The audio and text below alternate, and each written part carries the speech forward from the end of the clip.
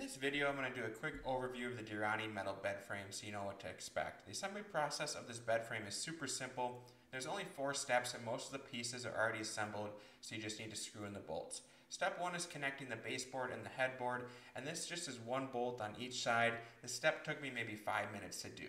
Step number 2 is completing the whole outer frame. This is 4 bolts in each corner, and this step took me about 10 minutes to complete. Now on to step number 3 and 4, the final pieces to finishing this project. You just need to put in the middle support beams, which is 5 screws, and then you can complete the whole bed frame by laying down the slats. This whole process took me maybe 10 to 15 minutes to complete. Overall, this bed frame was super easy to put together. It has holes on both sides if you want to attach a baseboard or a headboard. I went with the 14-inch version, so it's going to give me more than enough space to put storage underneath my bed frame. With the holes for the headboard, the storage underneath, and the affordable price of this frame, it checked every box for me, so I'm a happy customer and I gave it 2 thumbs up.